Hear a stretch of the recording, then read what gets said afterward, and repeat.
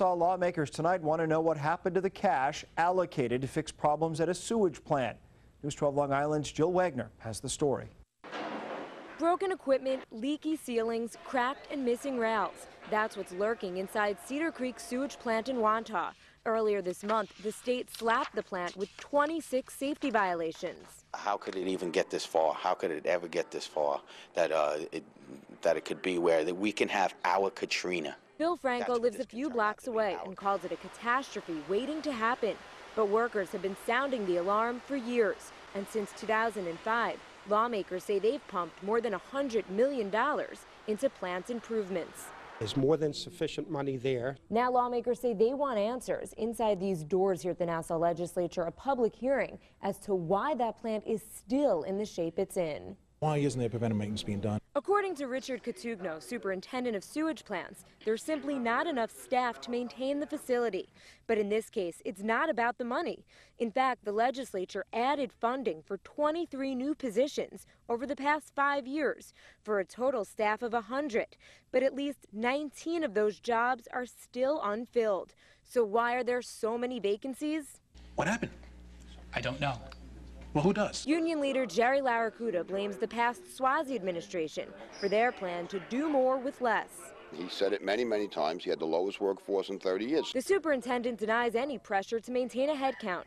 Either way, workers and residents are hoping something will get done before it's too late. The plant is going to fail terribly. It's only a matter of time. In Mineola, Jill Wagner, News 12 Long Island.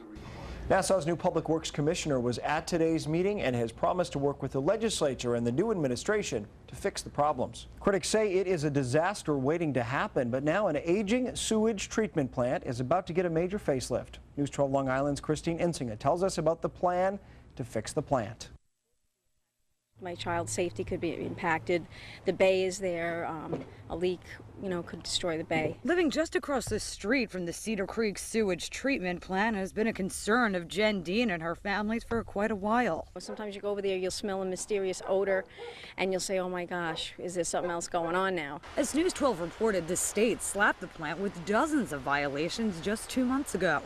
Today, NASA Executive Ed Mangano announced the plant would see a total of $27 million in improvements over the next 4 years, including at least $2 million this year. Cedar Creek has been neglected for far too long. It's alarming, it's concerning. For starters, Mangano says they'll bring in some very much needed new pieces of equipment and hire on 10 new people. But some residents around here say that's just not going to be enough. The biggest thing that has to happen is we have to change management.